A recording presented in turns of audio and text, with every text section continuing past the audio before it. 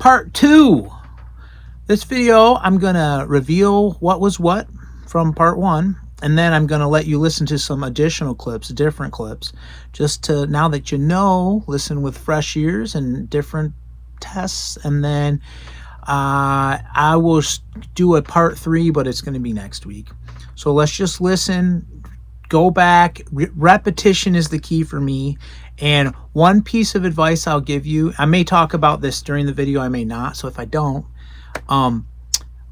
I like to focus, I find it helpful to focus on the high end, try to hear the hiss of each clip and then work down from there. And, you know, because when you're trying to hear differences, you just got to, whatever you can grab onto, because sometimes it's really hard, you know, especially when they're level matched like these clips are.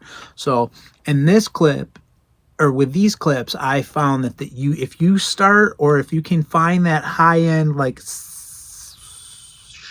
you know what I'm talking about, you can find that, you can find your way into the differences. And there are some, you know, as with anything, there's some significant differences, but they're also like that big. So they're tiny. These are all really cool EQs, and I was very surprised by what I found out by doing these tests. So anyways, thanks again for suggesting it. You know who you are. And thanks for watching and commenting, and I just really appreciate it. You really, you make it fun and make me want to get up and put myself through the freaking torture of trying to figure out how to make these videos useful and interesting and hopefully worthwhile, if not fun to watch. So appreciate it. I'll see you soon. Thanks. All right, here we go. Thanks again for checking these videos out. I really appreciate it. Before I reveal them, I just want to tell you, because people have asked, and I don't have a specific mic that I use to voice over junk. Today you're listening to a old vintage Electro Voice 635A. I find it to be really distorted compared to the newer one that I have, and I'm running it through a fairly cranked Mic Tech MPA 201 because that's what I had laying around, and I spent exactly 2.5 seconds throwing them up here because this is not the point of this video. However, people are interested in it, so there you go. Okay, green clip. It is the Trident, the 80B. Blue clip, the Midas 512, and which leaves the orange clip being the Ocean. So chew on that. Here's some, I'll listen to them. Just no EQ, just running through the circuit.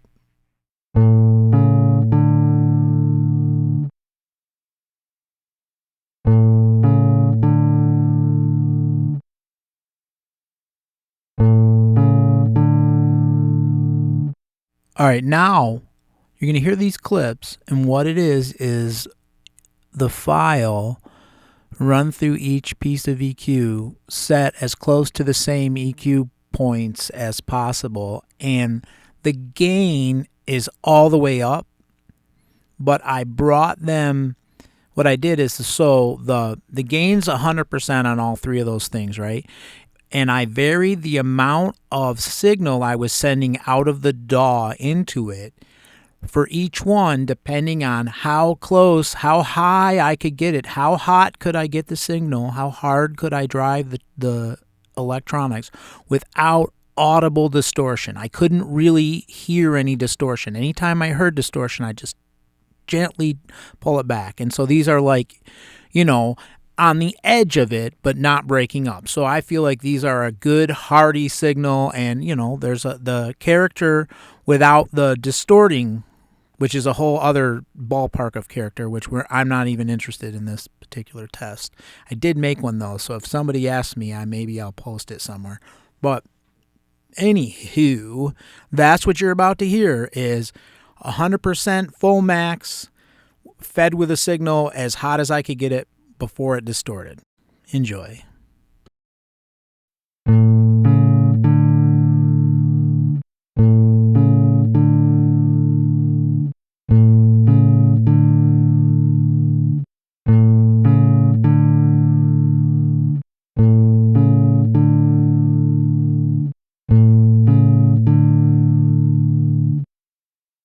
So check it out. As I was listening to those clips, I felt like I could hear in the ringing out of the note harmonic distortion. I felt one clip had a little more open sound, one was thicker and just more congested, or however what you want to describe it. But I started to really be able to hear differences right there.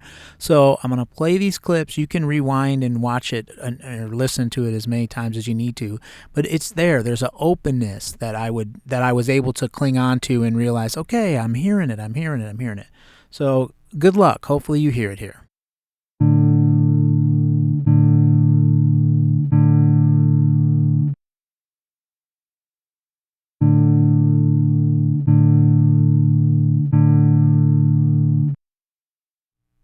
Sometimes when you're doing tests like this, I find that I can listen too hard, or I'm trying to be so focused that I'm defeating the purpose.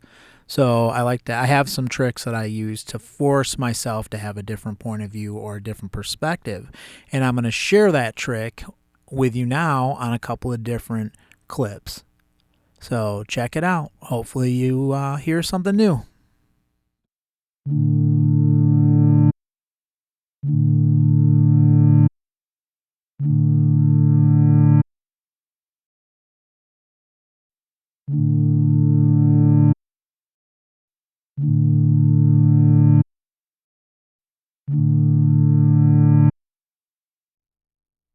Okay, and now finally, I thought it would be a useful piece of information to see when you line these files up, run through each different piece of gear, how close to nulling are they? If you understand how nulling works, you'll understand, the greater the difference in the file, the greater the difference in the file. Gee, that's obvious. But anyway, I'm going to show you the straight up clip. Then I'm going to null them against each other, and then I'm going to null them against themselves, and you won't hear anything. It'll be dead silent, because if you flip the phase on the same exact file, they will completely cancel each other out. And when they don't cancel each other out, they're canceling different frequencies, and it's way too complicated for my brain to explain or even really to understand. I just know what happens. And I don't know, thought it'd be useful. Here you go.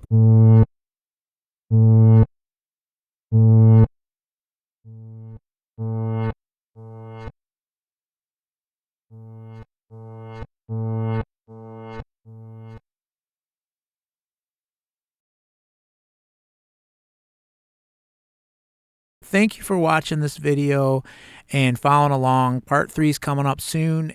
See ya.